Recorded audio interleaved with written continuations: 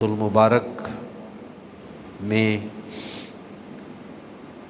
موضوع گفتگو ہے سرتاج الاولیاء حضرت داتا گنج بخش رحمۃ اللہ علیہ اور آپ کی تعلیمات۔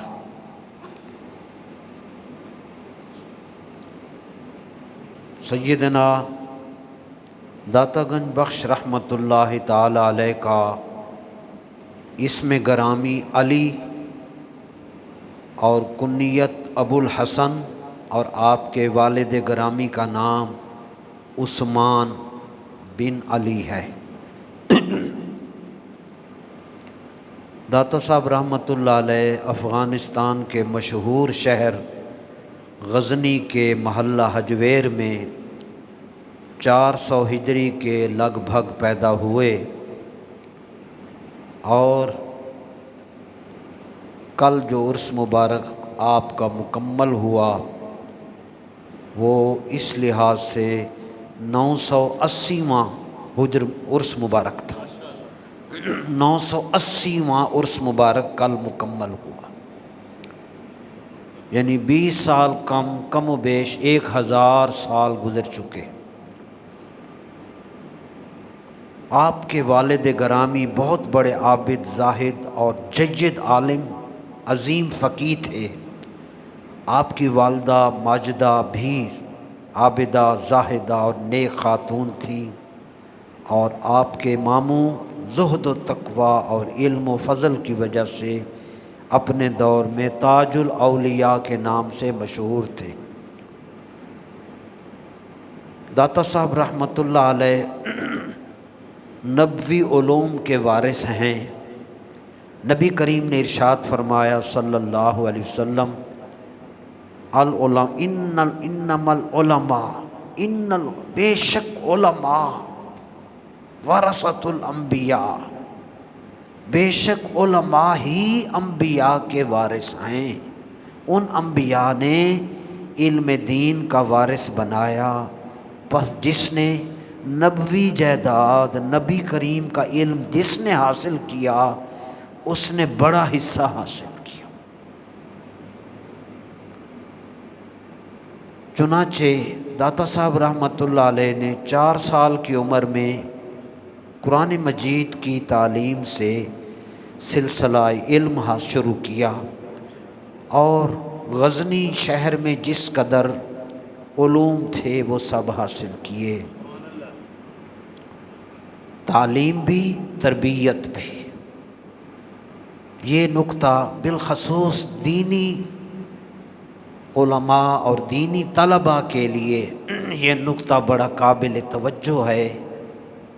ہم دین کے طلباء 1 یا 2 یا 3 مدارس میں علم حاصل کرتے ہیں اور اپنے گھروں کو بھی چھوڑتے ہیں، تو یہ اولیاء کی سنت ہے۔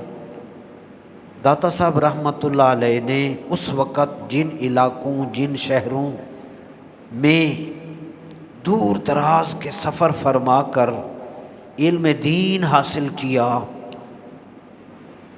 ان میں غزنی، تاشقند، سمرقند، بخارا، ترکستان، خراسان کے علاوہ بیت المقدس، شام، عراق، آذربائیجان، تبرستان اور ہندوستان، یہ کم و بیش 23 ملکوں اور علاقوں میں جا کر آپ نے علم دین حاصل کیا، اور وہاں کے علماء سے اور جید صوفیاء کرام سے آپ نے علم دین حاصل کیا۔ اور سب سے بڑھ کر جب علم دین مکمل ہوا تو اپنے مرشد کے لیے داتا صاحب رحمۃ اللہ علیہ آپ نے جس عظیم الشان بزرگ سے بیعت کی اور ان کے مرید ہوئے، آپ کے مرشد بہت بڑے عالم دین، روحانی پیشوا اور جلیل القدر بزرگان دین میں سے تھے۔ سلسلہ جنیدیہ سے ان کا تعلق تھا۔ ان کا نام نامی ہے حضرت شیخ ابو الفضل محمد بن الحسن الختلی رحمۃ اللہ تعالی علیہ۔ آپ ان سے بیعت ہوئے یہ سلسلہ شروع سے ہر دور میں چل آ رہا ہے۔ آپ کے مرشد کے فقر و استغنا اور دنیا سے بے نیازی، دنیا کی چیزوں لذتوں سے بے نیازی کا حال اس سے اندازہ لگائیں کہ آپ کے مرشد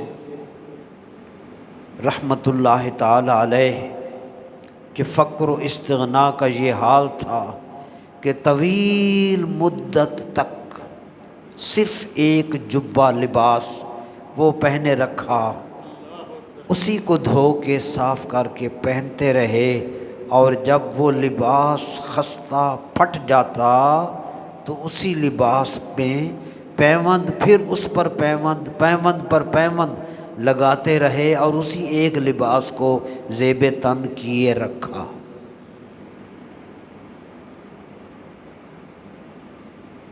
یہ مرشد کریم کے فقر و استغنا کا حال تھا،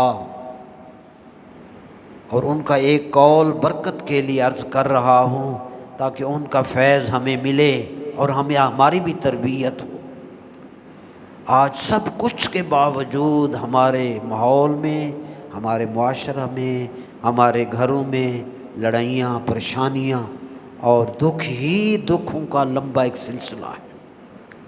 آپ کے مرشد کریم کا ایک قول ہے، فرمایا الدنیا یوم ولنا فیہا صوم،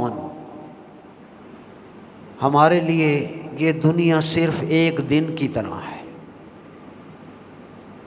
جس زندگی کو ہم 70 سال سمجھ رہے ہیں، ان کی نظر دیکھیں، فرمایا یہ ایک دن ہے، تو ظاہر ہے قیامت کے دن کے مقابلے میں تو یہ ایک ہی دن ہوگا نا، وہ جو 50,000 سال کا ہے۔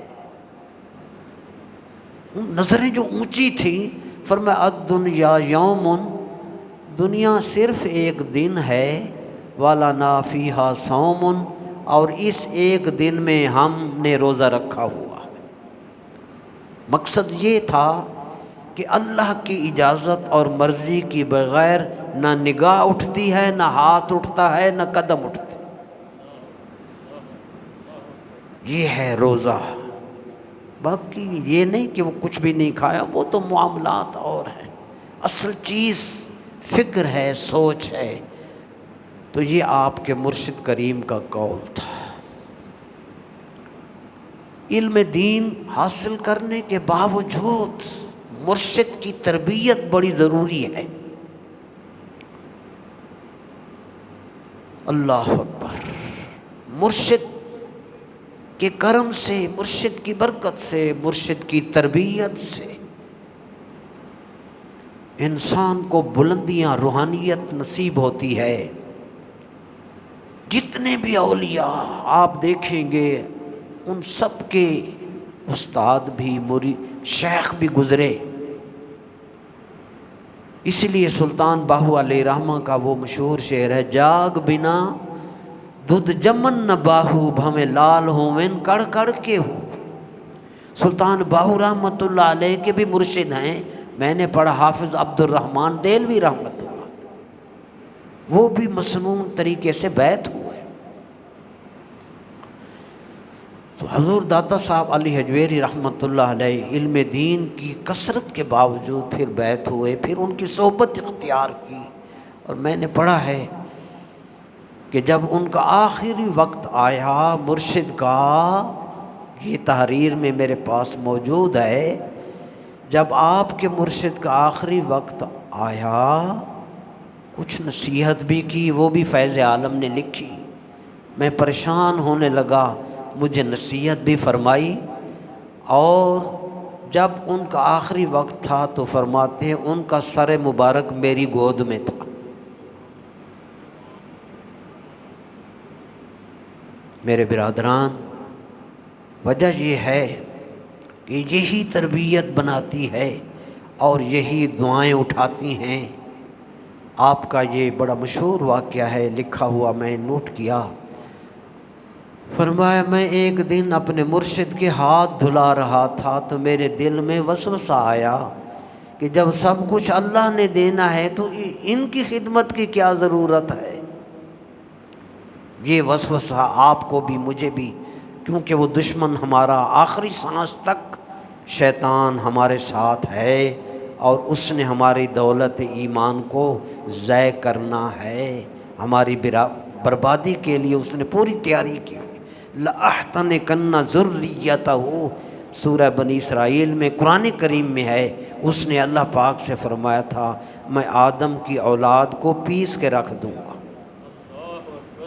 آدم کی، اس کی اولاد کو، مراد آدم علیہ السلام، لَأَحْتَنِكَنَّ، لام بھی تاکید کا، نون بھی تاکید، میں اس کی اولاد کو یعنی اولاد آدم کو پیس کے رکھ دوں گا، الا قلیلا، چند لوگ بچ جائیں گے۔ سو اس وجہ سے وسوسہ میرے دل میں، داتا صاحب فرماتے ہیں میرے دل میں آیا کہ میں اپنے مرشد کے ہاتھ دھلا رہا ہوں، جب سب کچھ اللہ نے دینا ہے تو ان کی کیا ضرورت خدمت کی۔ اللہ اکبر۔ داتا صاحب فرماتے ہیں کہ میرے مرشد کریم کے ہاتھ دھلاتے وقت جو میرے دل میں وسوسہ یا خیال ایسے گزر ہوا، میرے اس خیال کو میرے مرشد کریم نے بھانپ لیا۔ ظاہر ہے جب مرید فیض عالم ہوں تو پھر مرشد بھی تو اسی لیول کے تھے۔ میرے دل میں خیال آیا تو مرشد نے مجھے فرمایا بیٹا ٹھہر جا، اس سوال کا جواب سن لے۔ یہاں سے روحانیت کا بھی آپ اندازہ لگائیں گے، اور ان علوم اللہ والوں کو جو مقام کشف اور بصیرت عطا ہوتا ہے، اس کو اقبال نے کہا تھا دل بینا بھی کر خدا سے طلب، آنکھ کا نور دل کا نور نہیں ہے۔ ان آنکھوں کا نور اور ہے، دل کا نور اور ہے، وہ بصیرت ہے۔ تو فرماتے ہیں میرے مرشد کریم نے فرمایا بیٹا فرزند، مجھے میرے مرشد نے فرمایا ہر حکم کے لیے ایک سبب ہوتا ہے۔ بات ہی ختم ہو گئی۔ ہر حکم کے لیے، ہر بلندی کے لیے، ہر ہائٹ کے لیے ایک سبب ہوتا ہے، سبب ملتا ہے، بلندی عطا ہوتی ہے۔ ایک جملہ فرمایا جب وہ بے نیاز کسی عام مخلوق میں سے کسی بندے کو ولایت کا تاج عطا کرنا چاہتا ہے تو اسے دو چیزیں عطا کرتا ہے۔ سب سے پہلے اسے گناہوں سے توبہ کی توفیق عطا ہوتی، گناہوں سے توبہ کی توفیق عطا ہوتی ہے۔ اس کے بعد پھر اسی بندے کو اللہ پاک کسی اپنے محبوب کی خدمت میں بھیج دیتا ہے، وہ اس کے محبوب کی جوں جوں خدمت کرتا چلا جاتا ہے، اللہ اس کو اپنا قرب عطا فرماتا ہے۔ یہ اس کی خدمت اس کی ولایت کا سبب بن جاتی ہے۔ بات ختم۔ اللہ اکبر۔ تو یہ ولایت کے لیے صرف دو ہی چیزیں ہیں، توبہ اور کسی اللہ والے کی سنگت، خدمت، صحبت، بیعت۔ یہ داتا صاحب علیہ رحمہ نے خود تحریر فرمایا۔ داتا صاحب علی حجویری حنفی المذہب تھے، اور سیدنا امام اعظم ابو حنیفہ رحمۃ اللہ علیہ کی بہت بڑی تعریف کرتے ہیں، اور کشف المحجوب میں آپ نے حضرت امام اعظم ابو حنیفہ علیہ رحمہ کے حوالے سے بہت کچھ لکھا، اور کشف المحجوب میں یہ موجود ہے کہ آپ کو حضور علیہ الصلوۃ والسلام کی اور امام اعظم ابو حنیفہ کی زیارت ہوئی۔ میرے برادران، آپ دین اسلام کی تبلیغ کے لیے عمر کے آخری حصے میں لاہور تشریف لائے، اور بس پھر اس وقت کا جو لاہور تھا پوری طرح گمراہی میں، تاریکی میں ڈوبا ہوا تھا۔ شروع میں لوگ بڑے مخالف ہوئے، یہ شروع سے چلا آ رہا ہے، جب روشنی پھیلتی ہے تو تاریکی اس سے جپٹتی ہے۔ بہت بڑے لوگ مخالفت بھی ہوئی، لیکن آپ نے اپنا کام جاری رکھا، خود نہیں آئے تھے، مرشد نے بھیجا تھا، پھر فیصلے تو ادھر سے ہوتے ہیں۔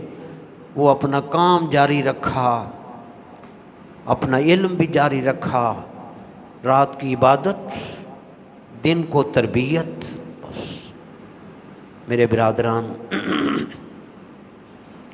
آپ کی مشہور شہرت ہوتی چلی گئی۔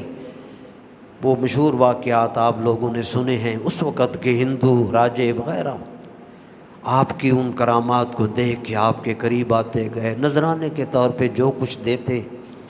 میں نے پڑھا ہے، لکھا ہوا کہ آپ علیہ رحمہ کو جو کچھ نصیب ملتا اپنے ذاتی اس آمدنی سے، داتا صاحب نے اپنی رہائش کے قریب ایک چھوٹی سی مسجد تعمیر فرمائی، تو وہاں اس وقت کے بڑے بڑے چوٹی کے علماء موجود تھے۔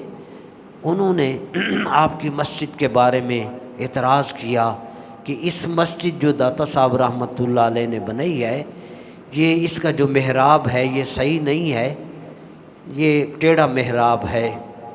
ٹھیک ہے، ان کی ویژن تھا، دیکھا ہوگا۔ میں یہاں علماء، اولیاء اور عوام کے لیے بہت بڑا ایک مشعل راہ ہے، نمونہ ہے۔ داتا صاحب علیہ رحمہ کا ایک بہت بڑا سبق ہے۔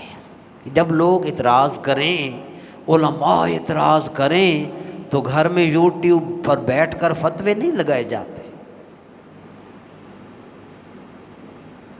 بڑوں کا کام، بڑا کام، اولیاء کا طریقہ سیکھنا ہے۔ میں نے، آپ نے، سب علماء نے، عوام نے نہیں۔ علماء لاہور کا اعتراض آیا کہ داتا صاحب کی مسجد کا جو محراب ہے وہ سیدھا نہیں ہے بلکہ جنوب کی طرف ہے، اس سمت ہے، سیدھا سٹریٹ نہیں۔ تو علماء کا اور فیض عالم کی مسجد کے محراب پر اعتراض مشہوری ہوئی۔ یہیں سے مجھے ہم علماء کو سبق ملتا ہے کہ اتنے بڑے کیلیبر کے ولی اللہ کا کردار کیا ہے۔ آپ نے کوئی لڑائی نہ کی، کوئی کسی کے خلاف آواز نہ اٹھائی، کوئی دھڑے بندی نہ کی، کوئی مریدوں کو نہ اکٹھا کیا، کوئی جلوس نہ نکالا، نہ۔ وہ اقبال علیہ رحمہ نے فرمایا تھا، جس کا عمل ہے بے غرض اس کی جزا کچھ اور ہے۔ جب نگاہیں ہر لمحہ ادھر تھیں تو کوئی کسی کچھ نہ کہا۔ یہ چھوٹا پن ہوتا ہے، رگیں پھلا لینا، زور شور سے کافر کہہ دینا، کتابوں دے انبار لگا دینا، یہ اور چیز ہے۔ داتا صاحب کا عمل کیا ہے؟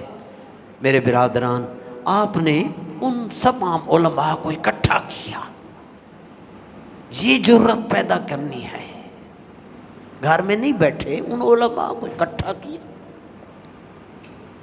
جب وہ تشریف لے آئے اسی مسجد میں، ان سب کو اکٹھا کیا، کچھ نہیں کہا کہ آپ لوگوں یہ وہ کرتے ہیں، فلاں کہتے ہیں، یا ایسے ایسے نہ۔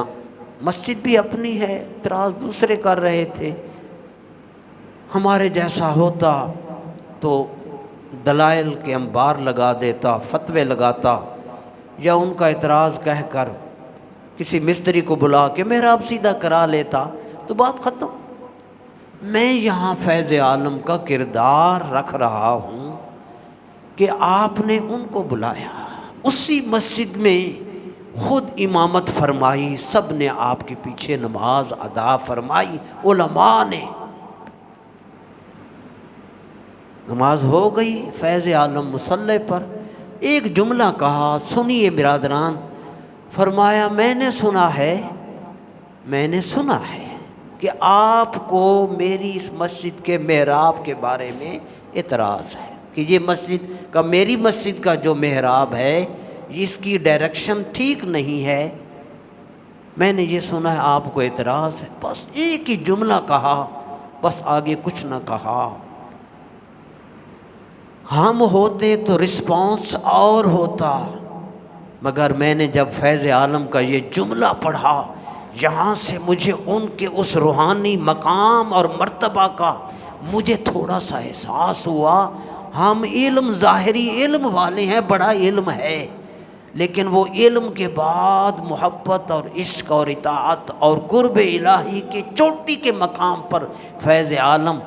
اس حدیث کا اظہار ہو گیا کہ اللہ نے فرمایا جب میں کسی سے محبت کرتا ہوں میں اس کے ہاتھ بن جاتا ہوں. کنت سمعہ، میں اس کے کان بن جاتا ہوں.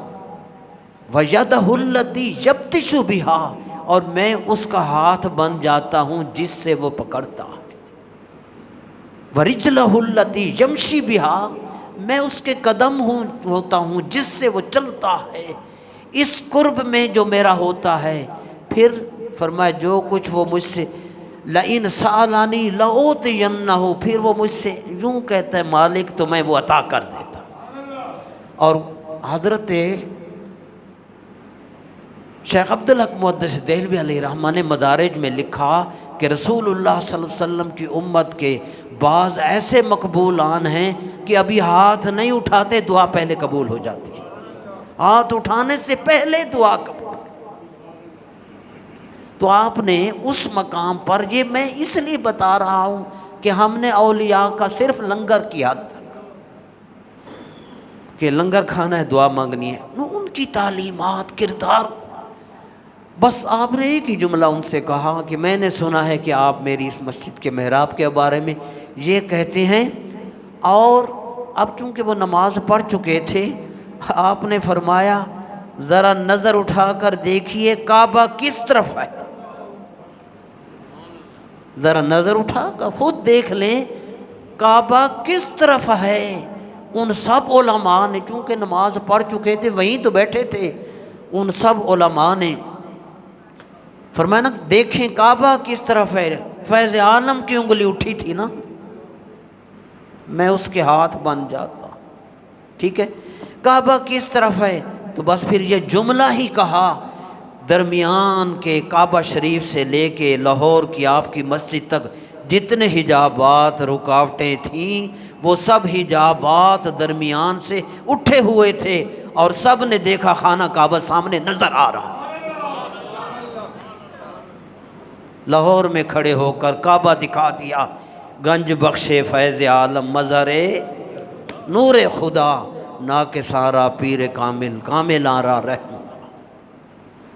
وہ ان علماء نے، وہ ظاہری علوم کی چوٹی کے علماء ہوں گے اس دور کے 5ویں صدی کے. یہ علم کی حد تک وہ بہت بڑا امامت کے درجہ پر فیض ہوں گے، مگر آپ نے صرف ایک جملہ ہی کہا، مالک نے سارے پردے ہٹا کے انہیں وہیں کھڑے ہوئے اپنا کعبہ دکھا دیا. یہ مقام ولایت ہے. ہم جن اولیاء کے پیروکار ہیں اہل سنت و جماعت، ہم ان اولیاء، یہ ہماری صف میں ہیں، یہ ہمارے مقتدا ہیں. میرے برادران، داتا حضور رحمۃ اللہ علیہ کی مشہور کتاب، میں اس کے حوالے سے آج گفتگو کرنا ضروری سمجھتا ہوں، کشف المحجوب. اب وہ تو مقام تھا، اب ان کا کردار دیکھیں کہ یہ اولیاء کس طرح کی زندگی گزار گئے. کشف المحجوب کا جب آغاز کیا تو آپ نے اس کے شروع میں یہ جملے کہے. یہ یہاں سے کشف المحجوب شروع ہو رہی ہے. لکھتے ہیں پہلے حمد و ثنا کی، پھر فرمایا ساری خوبیوں کا مالک وہ اللہ ہے جس نے اپنے اولیاء پر اپنی بادشاہت کے راز کھول دیے. اپنے اولیاء پر اپنی بادشاہت کے راز کھول دیے، ایک جملہ. اور معرفت والوں کو اپنے قرب و وصال کی لذت عطا فرمائی، دو جملے. معرفت والوں کو اپنے قرب کی اور وصال ملاپ کی لذت عطا کی، دو جملے. اور اپنی کبریائی بے نیازی کے انوار کے ادراک سے اولیاء کے دلوں کو زندگی عطا فرمائی. یہ لفظ سمجھ رہے ہیں آپ؟ داتا صاحب رحمۃ اللہ علیہ کے الفاظ تھے جو آپ تک پہنچا ہے۔ اب کتاب لکھنے سے پہلے استخارہ کا ذکر کرتے ہیں۔ یہاں سے فیض عالم کے زندگی کے ہر عمل کا آپ میجرمنٹ کر لیں، جانچ پڑتال کر سکتے ہیں کہ ان کا ہر قدم کیسے اٹھا، ان کی زندگی کا ہر دن ہر رات کیسے انہوں نے گزاری۔ میرے برادران، فرماتے ہیں اللہ اکبر، یہ میں اپنے دوستوں سے کہہ رہا تھا، داتا صاحب کے یہ جملے لاہور کی جتنی بلڈنگز ہیں ان کی قیمت سے زیادہ یہ جملے قیمتی ہیں میرے حساب، اگر سمجھیں تو۔ فرماتے ہیں گفتگو ہو یا تحریر ہو، تقریر ہو، تدریس ہو، تحقیق ہو، خطاب ہو، فرمایا اس معاملے میں اپنی طاقت پر بھروسہ کرنا مناسب نہیں۔ اپنی طاقت پر، اپنے علم پر، کہ میں انی قرات کیتی ہوئی تھے، تجوید دا کورس کیتا ہوئے، یہ فیض عالم فرماتے ہیں اپنی طاقت پر بھروسہ کرنا مناسب نہیں۔ اس کو اقبال نے فرمایا تھا، اللہ رکھے تیرے جوانوں کو سلامت، اللہ رکھے تیرے جوانوں کو سلامت، دے ان کو سبق خود نگری بت شکنی کا، کہ ذرا اپنے اندر اپنے من میں ڈوب کر پا جا سراغ زندگی، تو اگر میرا نہیں بنتا نہ بن، اپنا تو بن۔ اپنی پہچان دے رہے ہیں، من عرف نفسہ فقد عرف ربہ، جس نے اپنے آپ کو پہچانا اس نے اپنے رب کو پہچانا۔ استخارہ، اب میں حیران تھا قرآن مجید میں استخارہ کا تو مجھے نہیں ملا تھا۔ فرماتے ہیں استخارہ کیوں ضروری ہے، سنیے ایک ایک جملہ بڑا قیمتی ہے۔ فرمایا فائزہ قرات، اللہ فرماتے ہیں اللہ نے اپنے حبیب اور حضور کی امت کو استخارہ کا حکم دیا۔ اب میں نے 30 سپاروں میں دیکھا کہ استخارہ کا تو حکم کہیں نہیں، یہ آپ نے آیت پیش کی۔ فرمایا اللہ نے اس آیت میں حکم دیا فَإِذَا قَرَأْتَ الْقُرْآنَ فَاسْتَعِذْ بِاللَّهِ، سورہ النحل 14واں سپارہ۔ اللہ پاک نے اس آیت میں نبی کریم کو اور آپ کے غلاموں کو حکم دیا کہ شیطان کی فریب کاریوں سے اللہ کی پناہ مانگو،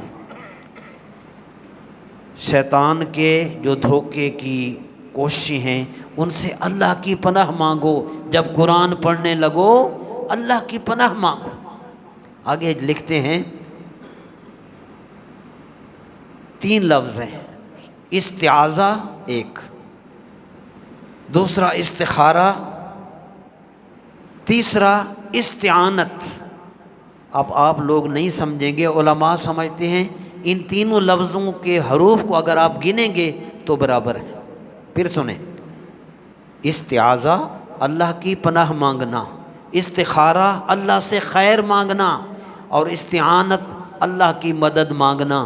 فرماتے ہیں ان تینوں کا مفہوم ایک ہے، تینوں میں بندہ اپنے آپ کو نیواں کہہ رہا ہے اور رب سے مانگ رہا ہے۔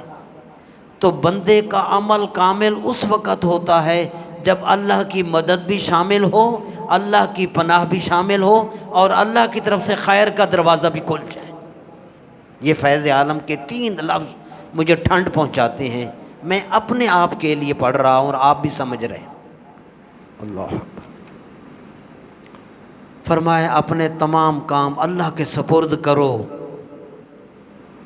اور ہر آفت سے بچتے رہنے کے لیے اس سے مدد حاصل کرو۔ آگے فرماتے ہیں صحابہ کرام فرماتے ہیں کہ نبی کریم علیہ السلام نے ہمیں استخارہ کرنا اس طرح سکھایا جس طرح ہمیں قرآن کی تعلیم تھی۔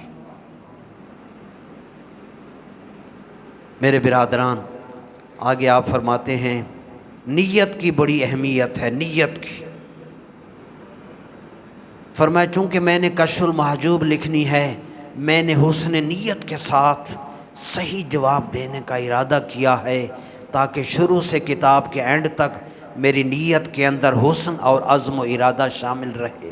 آگے فرماتے ہیں ہر کام میں نیت کو بڑا مرتبہ حاصل ہے، نیت میں جتنا خلوص ہوگا،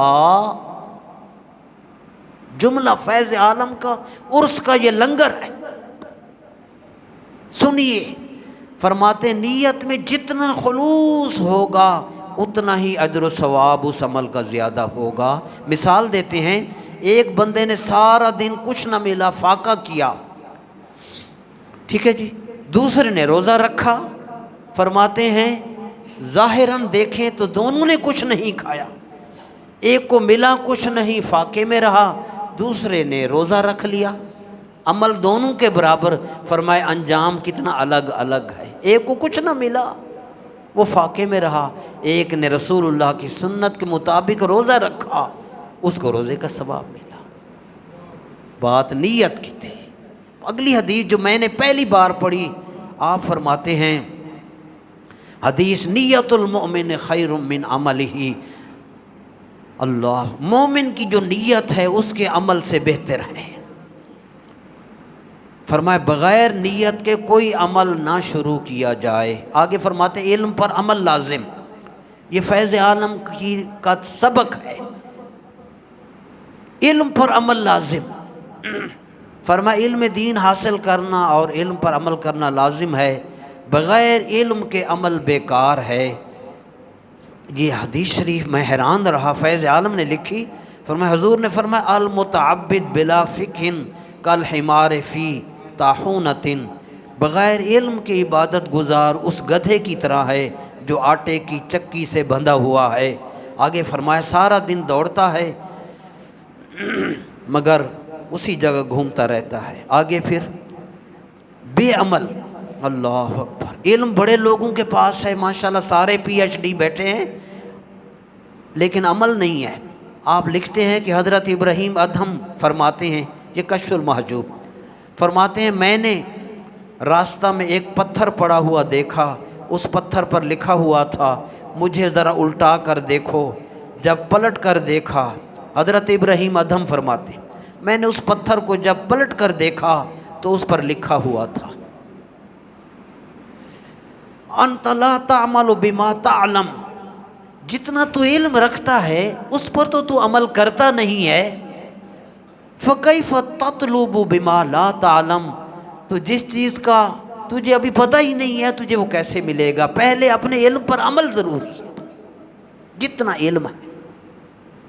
آخری بات اعلیٰ اخلاق، پہلی بار مجھے پتہ چلا کہ حضرت امام حسین رضی اللہ تعالیٰ عنہ کے صاحبزادے ہیں علی، ان کے بیٹے ہیں محمد، فرماتے ہیں داتا صاحب محمد بن علی بن امام حسین بن علی کا ارشاد ہے کشف المحجوب کہ ولی اور تصوف اور ولایت اور قرب الہی کیا ہے؟ بات ختم، فرماتے ہیں فرمایا التصوف خلق، تصوف تسبیحاں کھینچنے کا نام نہیں ہے کہ میں 1000 واری فلاں وظیفہ پڑھدا، نا نا نا نا، فرمایا التصوف خلق، اللہ کا قرب اور ولایت اور تصوف اعلیٰ اخلاق کا نام ہے۔ یہ حضرت امام حسین کے پوتے کا قول ہے، داتا صاحب نے نقل کیا۔ تصوف اعلیٰ اخلاق نبوی کا نام ہے، فمن زاد علیک فی الخلق زاد علیک فی التصوف، جس کا اخلاق اور کردار سب سے اعلیٰ ہے وہ اللہ کے قریب سب سے زیادہ ہے۔ آپ لکھتے ہیں ہم گلے پھاڑ پھاڑ کے 4 نمازی نہ پیدا کر سکے، باقی لوگوں کو کافر بنا دیا۔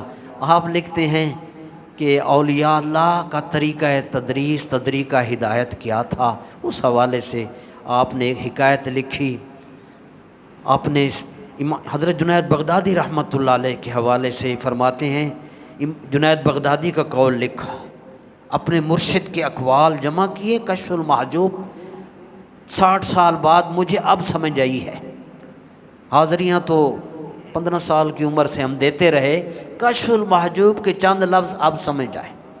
میرے برادران، کہ اللہ والوں کے یوں ہاتھ اٹھتے ہیں تو کیا کرم ہوتا ہے، آپ مانگتے رہے، روتے بھی رہے، وہ بات اور تھی، مگر ان کی بات سنیے۔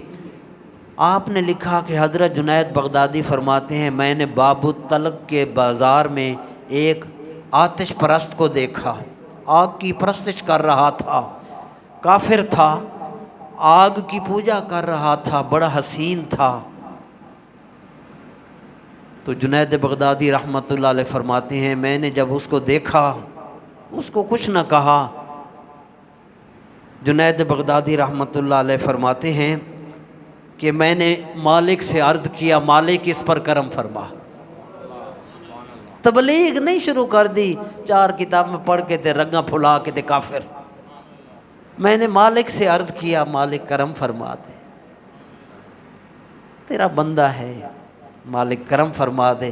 خود لکھتی ہیں جنید بغدادی اور داتا صاحب فرماتے ہیں چند دن ہی گزرے تھے وہ آتش پرست چل کر آیا، کہنے لگا مجھے محمد عربی کا کلمہ پڑھا کے مسلمان کر دیں۔ کوئی تقریر نہیں کی۔ یہ ہیں اولیاء۔ اور اگلا جملہ اس نے کہا مجھے مسلمان بھی کر دیں اور ولایت کا درجہ بھی عطا فرما دیں۔ دیکھا سودا کتنا مانگا، وہ ہاتھ اٹھ گئے تھے۔ سو میرے برادران ضرورت ہے اس چیز کی کہ آپ ان کا فیض اگر لینا ہے ان اولیاء کے نقش قدم پر ہمیں چلنا ہے۔ داتا صاحب رحمۃ اللہ علیہ فرماتے ہیں کچھ ملفوظات ہیں، اگر کسی مزار پر تمہارا گزر ہو تو کچھ پڑھ کر بخشو تاکہ صاحب مزار کو سکون ملے اور وہ تمہارے حق میں دعا کرے۔ آگے فرماتے ہیں اگر کسی کی ایک کھجور کی گٹھلی بھی تم پر لازم ہے اس کے حوالے کر دو۔ ماں باپ کو قبلہ و کعبہ سمجھنا چاہیے، اگر مشکل کے وقت ماں باپ کی قبر پر جا کر کوئی دعا کرے گا اللہ تعالیٰ اس کی مشکل حل کر دے گا۔ لقمان حکیم سے نقل کرتے ہیں، یہ کتاب سے میں نے لکھا، لقمان حکیم کے اقوال، فرمایا میں نے بہت سے پیغمبروں اور اللہ کے بندوں کی خدمت کر کے 7000 کلمات نصیحت کے سلیکٹ کیے اور پھر ان سب کو جمع کر کے 7 باتیں چند لیں۔ نمبر 1 فرمایا جب نماز میں کھڑے ہو تو دل کو سنبھالے رہو، جب کسی کے گھر جاؤ تو آنکھ کو سنبھالے رہو، جب غصہ آ جائے تو اپنے آپ کو سنبھالے رہو، اللہ کو کسی حالت میں مت بھولو، موت کا خیال دل سے کبھی نہ نکلے، کسی کے ساتھ نیکی کرو بھلا دو، تمہارے ساتھ کوئی برائی کرے اس کو بھی بھلا دو۔ یہ فیض عالم نے ایک کتاب میں لکھے۔ اب میں ایک التجا کر کے آپ سے بات اجازت لیتا ہوں۔ ہماری مسجد میں آپ جانتے ہیں آپ لوگوں کے تعاون سے یہ ہماری مسجد کے تمام سلسلے چل رہے ہیں، مؤذن ہیں، خدام ہیں، ہمارے ائمہ کرام ہیں، ہم ان کی خدمت کرتے ہیں۔ مہنگائی کا دور ہے، آپ جانتے ہیں کہ ہر ایک کی ضروریات ہیں، اگر ہم ان کی خدمت مناسب نہیں کریں گے تو پوری توجہ سے نماز میں بھی ان کو آٹے کا خیال ہوگا، آج گھر میں آٹا نہیں ہے تو توجہ ہماری اس کی بھی ادھر ہوگی۔ اس لیے فاروق اعظم رضی اللہ تعالیٰ عنہ نے ائمہ مؤذنین کی تنخواہیں امام حضرت عمر فاروق نے مقرر کی، ورنہ یہ مسجدوں کا نظام نہیں چل سکے گا۔ الحمدللہ تقریباً نصف صدی سے یہ مسجد آباد ہے، آپ لوگوں کے تعاون سے یہ مسجد کا کم و بیش 70,000 سے زیادہ ہمارا ہر مہینے خرچہ اتنا ہے نا، تقریباً اس وقت 25,000 مینس میں مسجد مقروض جا رہی ہے۔ تو میری آپ سے ایک تو شکریہ ادا کرتا ہوں کہ آپ تعاون کرتے ہیں، دوسرا آپ سب سے گزارش ہے کہ آپ اس حوالے سے ماہانہ ممبرشپ کے ذریعے سے یا ویسے جس طرح بھی ہو آپ قاری راشد صاحب سے، قاری مدثر صاحب سے، جس سے بھی ہو رابطہ کر کے اپنا نام لکھوائیں، مسجد کی انتظامیہ سے تعاون کریں تاکہ ہم اپنے مسجد کے ائمہ کرام کی جو اعزازیہ ہے، ماہانہ تنخواہ ہے، میں بھی خدمت ابھی میرے جیب میں لے کر آیا ہوں، میں بھی ہر مہینے آپ کے ساتھ اللہ قبول فرمائے دیتا ہوں، لیکن یہ اکیلے بندے کا کام نہیں ہے۔ میں نے حدیث میں پڑھا ہے جو اللہ کے گھر کو آباد کرنے کی کوشش کرے گا اللہ اس بندے کو آباد کر دے گا۔ دوسری آخری بات، سید عظیم شاہ صاحب میرے سامنے بیٹھے ہیں، رسول اللہ کی اولاد میں سے ہیں، اپنے بچوں کو بھی ساتھ لائے اور گفتگو نہیں کریں گے، صرف زیارت کر لیں اور بچوں کو، اور مجھے انہوں نے کہا جی ہم نے صرف رات کا کھانا کھایا ہوا ہے، الحمدللہ کھانے کا انتظام کر دیا ہے، کھانا ان کو بھی ان کے بچوں کو کھلا دیا ہے، مالک مکان نے مکان سے نکال دیا، 3 مہینے کا چندہ انہوں نے دینا تھا اس نے گھر سے نکال دیا، تو اس وقت کسی کے گھر بچوں کو انہوں نے رکھا ہوا ہے، آمدنی کا کوئی سورس نہیں ہے، یہ اللہ کا گھر ہے، وہ آل رسول ہے، قیامت والے دن رسول اللہ کی شفاعت پر ہی ہمارا بھروسہ ہونا ہے۔ کسی کی اولاد کے ساتھ جب آپ بھلا کریں گے، کسی کو مالی مشکلات سے نکالیں گے، اللہ نے فرمایا من احیاہا فکانما احیا الناس، جس نے ایک کو زندگی کے اسباب دیے اس نے ساری انسانیت کو زندہ کر دیا۔ یہ رسول اللہ کی آل ہے، میں نے بھی جو ہو سکا کر دیا، تو آپ بھی ان کے ساتھ بھی تعاون فرمائیں، مسجد کے ساتھ بھی تعاون فرمائیں۔ اللہ ہم سب کا حامی و ناصر و